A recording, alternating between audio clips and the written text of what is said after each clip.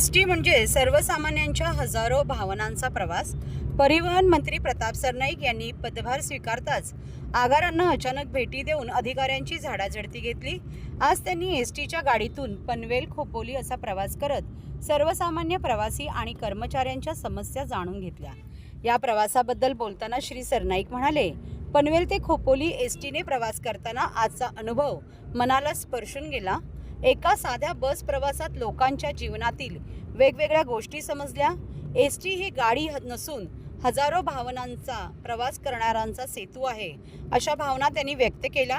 या प्रवासात अनेक प्रवाशांशी संवाद साधला। प्रत्येकाच्या चेहऱ्यावर एक कहाणी होती आणि त्यांच्या बोलण्यातून मला त्यांचा संघर्ष समजला। खोपोली बस आगाराला भेट देऊन तिथल्या एसटी कर्मचाऱ्यांशी चर्चा केली आणि त्यांच्या समस्या जाणून घेतल्या। तसेच प्रवाशांशी संवाद साधत त्यांच्याही समस्या समजून घेतल्या, त्या सोडवण्यासाठी अधिकाऱ्यांना सूचना केल्या।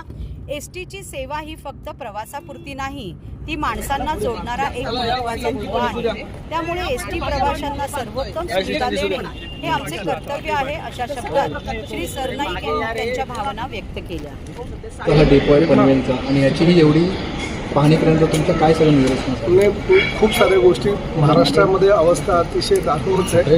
हे जरी आपल्या रायगड जिल्ह्यातलं महत्त्वाचं स्थान जरी असेल तरी ठिकठिकाणची परिस्थिती वेगवेगळी आहे, परंतु प्रश्न मात्र सारखे आहेत। प्रामुख्यानं महिला शौचालयाचे प्रश्न, पुरुष शौचालयाचे प्रश्न, थंड पाण्याची पिण्याची व्यवस्था, गरम पाण्याच्या आंघोळीची व्यवस्था, स्वच्छतागृहाचं म्हणजे ज्या पद्धतीनं स्वच्छता हवी आहे तशा प्रकारची कुठेही दिसत नाही आहे। अनेक प्रश्न ह्या प्रवाशांचे सुद्धा मी ऐकलेले आहेत, कर्मचाऱ्यांचे सुद्धा ऐकलेले आहेत। त्यामुळे सिमिलर परिस्थिती प्रत्येक ठिकाणी आहे, परंतु हा म्हणजे मी आल्यानंतर आश्चर्यचकित झालो की अतिशय मोक्याच्या ठिकाणी जवळजवळ 36,000 मीटरची जागा आपली ही आहे। त्यापैकी 34,500 मीटर जागा ही आपल्या ताब्यात आहे। 1,500 मीटर जागा अजूनपर्यंत ताब्यात आलेली नाही असं त्यांचं म्हणणं आहे। आणि BOT तत्वावर हे जे एसटी स्थानक आहे ते दिलेलं आहे ठेकेदाराला, परंतु त्याबाबतीत जी माहिती मी आता घेतो आहे, परंतु UDCPRचा जो नियम आला हे आता वर्षभरापूर्वी जे मुख्यमंत्री एकनाथ शिंदे साहेबांनी नगरविकास मंत्री त्याच्यावर ती जबाबदारी होती, त्यामुळे UDCPRच्या तरतुदीनुसार प्रत्येक मोठ्या दुकानदारावर अतिशय चांगल्या प्रकारचा FS आहे। म्हणजे काही ठिकाणी तर मीटर तो वापरू शकत नाही एवढा FS दिला जातो। या ठिकाणी काही अडचणीसुद्धा निर्माण झाल्यात असं मला आमच्या अधिकाऱ्यांनी सांगितले की एअरपोर्ट ऑथॉरिटीनं हाईट रिस्ट्रिक्शन ठेवलेलं आहे, त्यामुळे परमिशनसुद्धा उंचीच्या इमारतीला मिळाली नाही। तर त्या सगळ्या ज्या समस्या आहेत ते बघून मी पुढल्या महिन्यामध्ये ह्या ठेकेदार, आमचे संबंधित अधिकारी आणि त्यांच्या काही अडचणी आहेत का ह्या संदर्भात एक बैठक आमच्या मंत्रालयामध्ये लावू आणि काही रिवाईज करू प्लॅन। कारण जुने जे प्लॅन झालेले आहेत ते मला कुठल्याही प्रकारे माझ्या बुद्धीला न पडणारे प्लॅन आहेत। ते बऱ्याच ठिकाणी परिवहनचा फायदा कमी, परंतु ठेकेदार किंवा बिल्डरांचा फायदा जास्त, अशा प्रकारचे ते प्लॅनिंग केलेले आहे। तशी परिस्थिती इथे तर नाही ना, हे सुद्धा मला बघावं लागणार आहे। जास्तीत जास्त भविष्यामध्ये 60 वर्ष जर आपल्याला BOT तत्वावर किंवा PPP तत्वावर जर ह्या सेवा डेव्हलपरकडनं किंवा ठेकेदाराकडनं जर बनवून घ्यायच्या असेल तर 60 वर्षाचा विचार करून करावा लागेल, आत्ताचा विचार करून चालणार नाही। मी अधिकाऱ्यांना ही सुद्धा माहिती आता दिलेली आहे की जरी BOTवर ठेकेदारात दिलं असेल तरी लोकांच्या ज्या सुविधा म्हणजे पिण्याचं पाणी, प्रत्येकजण काय बिस्लरी विकत घेऊ शकत नाही, मिनरल वॉटरची बॉटल तो विकत घेऊ शकत नाही। त्यामुळे त्यांना थंड पिण्याचं पाणी, आमचे जे एसटी कर्मचारी नाईट शिफ्ट करतात त्यांना आंघोळीसाठी किमान गरम पाण्याची व्यवस्था, त्यांना व्यवस्थित झोपायला गादी किंवा बंग बेड, उषा, चादर, ह्या गोष्टी, पंखे, लाईट, ह्या गोष्टी सामान्य प्रश्न आहेत। ते काही मोठेही नाही आहेत की लगेच करू शकणारे असे प्रश्न आहेत, ते आधी द्या। प्रामुख्यानं शिवसेना प्रमुख हिंदू हृदय सम्राट बाळासाहेब ठाकरे स्वच्छता अभियान चालू केलं होतं गेल्या वर्षी आणि प्रामुख्यानं सगळ्या ज्या ठिकाणी चांगलं काम करणाऱ्या लोकांना उत्तेजनार्थ बक्षिसंसुद्धा देण्यात आली होती। 1 वर्ष सुरळीत ते चालू होतं, परंतु ती आता योजना जवळजवळ बंद पडली की काय असं अशी परिस्थिती झालेली आहे. त्यामुळे ती योजना अजूनपर्यंत चांगल्या प्रकारे कशी कार्यान्वित येईल, बक्षिसाच्या रकमेमध्ये वाढ करून आपल्या लोकांकडनं काम कसं चांगलं करून घेता येईल स्वच्छतेच्या बाबतीत, त्यासाठी मी प्राधान्य देणार आहे. छोटे छोटे प्रश्न आहेत, बाकी काही मोठेही प्रश्न नाही. मोठे प्रश्न तर मंत्रालयीन पातळीवर आम्ही सोडू, पण स्थानिक लेवलला आमच्या अधिकाऱ्यांनी ह्या 3-4 गोष्टीची जरी पूर्तता केली तरी प्रवाशांची जी फार मोठ्या प्रमाणात होणारी गैरसोय ती टाळली जाईल.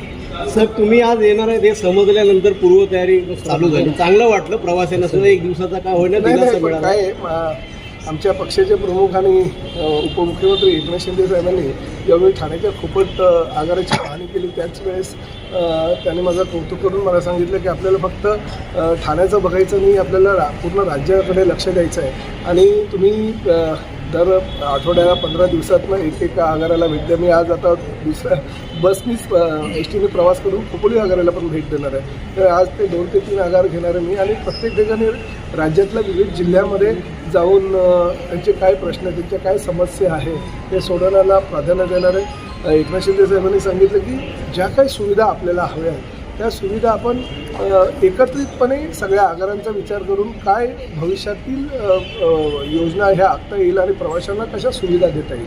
प्रामुख्याने एस टी कर्मचाऱ्यांचे जे प्रश्न आहेत ते फार छोटे छोटे प्रश्न आहेत. जर योग्य प्रकारे त्याचा विचार केला तर ते प्रश्न सुटू शकतील. असं आहे तर आमच्या एस टीच्या कर्मचाऱ्यांना विश्वासात घेऊन त्यांच्याकडनं जे हवं आहे ते काम करून प्रवाशांना कशा जास्तीत जास्त सुविधा देता येईल तेव्हा आम्ही त्याला प्राधान्य देणार आहोत. ही जबाबदारी माझ्यावर देवेंद्र फडणवीस आणि एकनाथ शिंदे साहेबांनी टाकलेली आहे. मला वेळ पण आहे आणि अतिशय चांगलं खातं आहे. काम करण्यासारखी संधी या खात्यामध्ये आहे आणि त्यामुळे ह्या खात्याला काहीतरी वेगळं करण्याचा प्रयत्न किंवा ह्या खात्याचं रूप पालटवण्याचा प्रयत्न निश्चितपणे प्रताप सरनाईकच्या माध्यमातून केला. महाराष्ट्रातील भगिनींना आधार देणारी राज्य शासनाची मुख्यमंत्री माझी लाडकी बहीण योजना. या योजनेअंतर्गत अल्प उत्पन्न गटातील 21 ते 65 वयोगटाच्या भगिनींना मिळणार दरमहा 1500 रुपयाची मदत. अर्ज करण्यासाठी 31 ऑगस्ट 2024 पर्यंत मुदतवाढ. कुटुंबाचं वार्षिक उत्पन्न 2.5 लाख रुपयांपेक्षा कमी असलेल्या महिला पात्र. कुटुंबाकडे पिवळं किंवा केशरी रेशन कार्ड असल्यास उत्पन्नाचा दाखला आवश्यक नाही. पांढरं रेशन कार्ड असेल किंवा रेशन कार्ड नसेल तर कुटुंबाचं वार्षिक उत्पन्न 2.5 लाखांपेक्षा कमी असल्याचा दाखला आवश्यक. योजनेसाठीचा ऑनलाईन अर्ज नारी शक्ती दूत ॲपवरून किंवा पोर्टलवर भरता येईल. ज्या भगिनींना ऑनलाईन अर्ज भरता येत नसेल त्यांच्यासाठी अंगणवाडी, ग्रामपंचायत, वॉर्ड ऑफिस, सेतू सुविधा केंद्रामध्ये किंवा आशाताई बचत गटाच्या CRP यांची मदत उपलब्ध. आता आपल्याला अभिमानानं म्हणता येईल, सुखी आणि सुरक्षित आहे माझी लाडकी बहीण.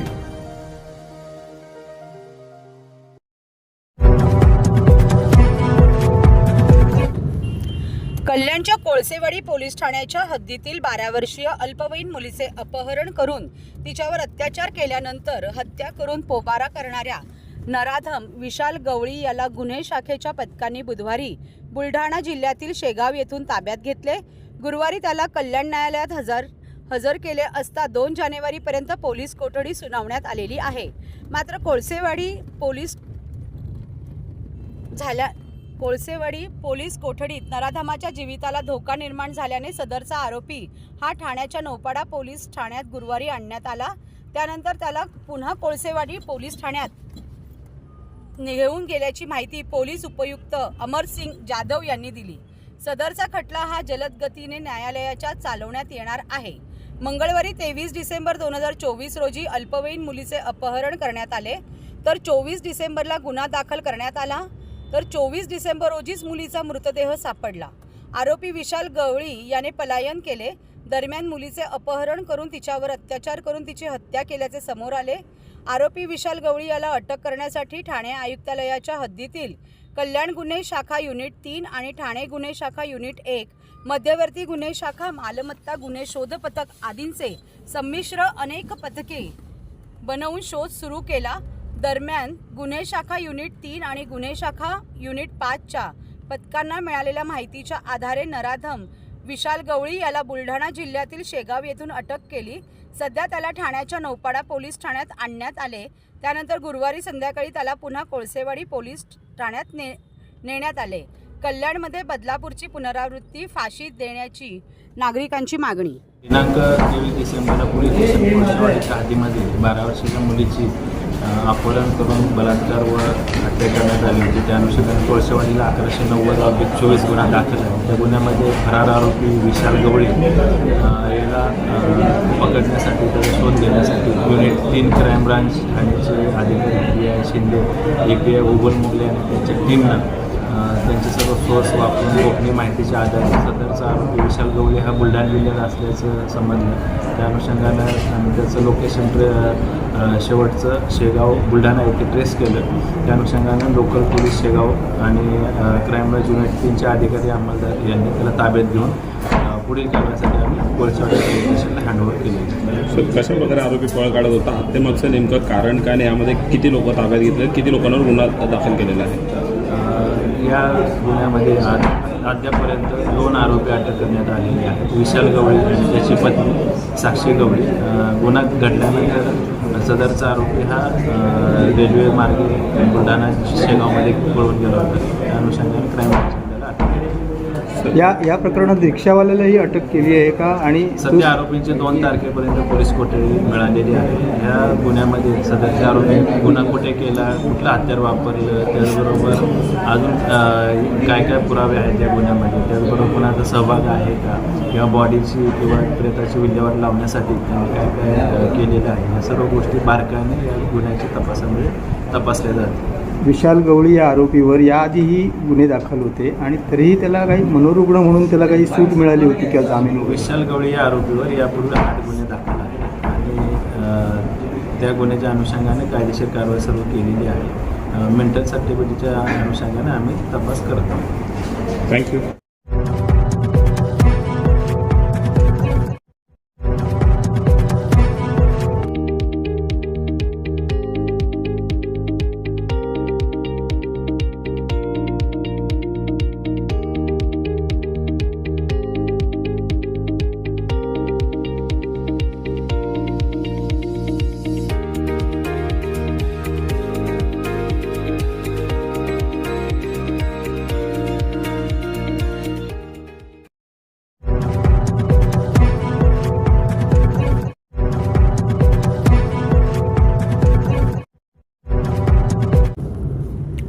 कॅन्सर अवेअरनेस व मोफत मेमोग्राफी शिबिर संपन्न.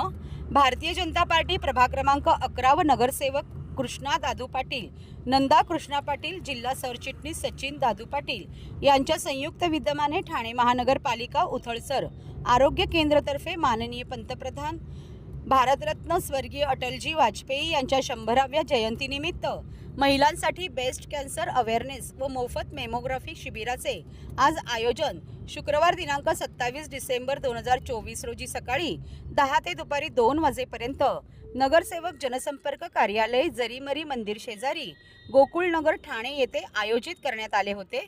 या शिबिराचा प्रभाग क्रमांक 11 मधील महिलांनी मोठ्या संख्येने उपस्थित राहून आरोग्य तपासणी करून घेतली. सदर कार्यक्रमाला ठाणे शहर विधानसभेचे आमदार भाजप नेते संजय केळकर, आमदार निरंजन डावखरे, जिल्हा अध्यक्ष संजय वाघुले, भारतीय जनता पार्टी प्रभाग क्रमांक 11 व नगरसेवक कृष्णा दादू पाटील, नंदा कृष्णा पाटील, जिल्हा सरचिटणीस सचिन दादू पाटील व इतर मान्यवर पदाधिकारी, कार्यकर्ते, बंधू भगिनी मोठ्या संख्येने उपस्थित होते. अटलजींच्या जन्मशताब्दीच्या निमित्ताने सप्ताह चालू आहे, म्हणजे 25 डिसेंबर पासून ते पुढे चालूच आहे. आज आमच्या ज्येष्ठ नगरसेविका नंदाताई पाटील, कृष्णा पाटील आणि भारतीय जनता पार्टीचे सरचिटणीस सचिन पाटील यांच्या पुढाकाराने या संबंध प्रभागामध्ये हे मेमोग्राफीचं पण शिबिर घेतलेलं आहे. महापालिकेची या गाडीच्या माध्यमातून, त्या यंत्रणेच्या माध्यमातून हे कॅन्सरचं देखील तपासणी त्या निमित्ताने होते आहे आणि खूप मोठा प्रतिसाद महिलांचा तपासणी करता आहे. या माध्यमातून एक निश्चितपणे फायदा होत असतो. मग मेडिकल चेकअप असो, मेडिकल कॅम्प असो किंवा अशा चेकअपमुळे वेळेवर आपल्याला निदान होतं आणि मग औषध आणि औषधोपचार करताना त्याचा उपयोग होतो.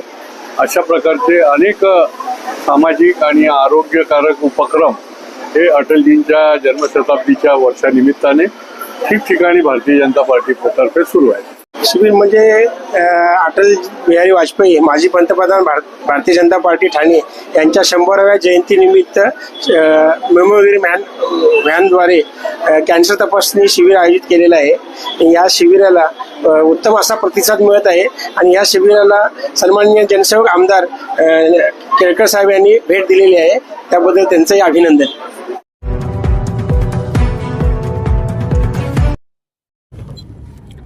गृहनिर्माण संस्थांना दिशा देण्यासाठी महाअधिवेशन गरजेचे, आमदार संजय केळकर. ठाण्यात प्रथमच होणाऱ्या गृहनिर्माण संस्थांच्या 3 दिवसीय महाअधिवेशनाचे आमदार केळकरांच्या हस्ते उद्घाटन. शहरांमधील वाढत्या नागरीकरणाबरोबरच गृहसंकुले वाढत असल्याने गृहनिर्माण संस्थांचे प्रश्न देखील वाढत आहेत. तेव्हा गृहनिर्माण संस्थांना दिशा देण्यासाठी अशा प्रकारचे महाअधिवेशन गरजेचे आहे, असे प्रतिपादन ठाणे शहराचे आमदार संजय केळकर यांनी केले. तसेच ही एक प्रकारची कार्यशाळा असून याद्वारे गृहनिर्माण संस्थांच्या प्रतिनिधींचे प्रबोधन करणार आहे. तेव्हा महाराष्ट्रातील प्रत्येक जिल्ह्यामध्ये अशा प्रकारचे उपक्रम राबवले पाहिजे अशी अपेक्षाही आमदार केळकर यांनी व्यक्त केली. सहकार विभाग आणि ठाणे जिल्हा हाऊसिंग फेडरेशनच्या संयुक्त विद्यमाने ठाण्यातील उपवन तलाव परिसरातील भव्य मैदानात दिनांक 27 ते 29 डिसेंबर या कालावधीत गृहनिर्माण संस्थांचे महाअधिवेशन व प्रदर्शन आयोजित केले आहे. ठाणे जिल्हा हाऊसिंग फेडरेशनचे अध्यक्ष सीताराम राणे यांच्या पुढाकाराने ठाण्यात प्रथमच होत असलेल्या महाअधिवेशनातील प्रदर्शनाचे उद्घाटन शुक्रवारी 27 डिसेंबर रोजी आमदार संजय केळकर यांच्या हस्ते झाले. या प्रसंगी राज्याचे नूतन परिवहन मंत्री प्रताप सरनाईक, फेडरेशनचे अध्यक्ष सीताराम राणे, जिल्हा उपनिबंधक डॉक्टर किशोर मांडे, परिवहन सदस्य विकास पाटील, संचालक हिंदूराव गळवे, शैलजा गस्ते, संतोष साळुंखे, विनोद देसाई आदींसह अनेक मान्यवर उपस्थित होते. अतिशय दुःखद निधन झालंय. मनमोहन सिंग हे देशातले प्रधानमंत्री तर होते, 10 वर्ष होते. एक सभ्य, संयमी, सुसंस्कृत अशी एक व्यक्ती या देशाला मनमोहन सिंगाच्या रूपाने मिळाली होती. अकॅडमिकली देखील ते फार मोठा अर्थतज्ञ होते. त्याच्यामुळे देशाच्या अर्थकारणाला विविध योग्य दिशा देण्याचं काम देखील, त्याचा पाया रचण्याचं काम देखील मनमोहन सिंगांनी या देशामध्ये केलं. आणि त्याच्यामुळे त्यांनी जो अर्थकारणाचा मार्ग दाखवलेला आहे त्या मार्गावर देश चालत राहील. त्यांच्यासारखा एक संयमी आणि राजकारणाच्या पलीकडे असा त्यांचा चेहरा होता. जरी ते एका पक्षाचे होते तरी देखील ते ज्याला म्हणते राजकारणी नव्हते, विद्वान, विचारवंत, अर्थतज्ञ आणि सभ्य असे व्यक्तिमत्व होतं. मी त्यांना आदरांजली वाहतो.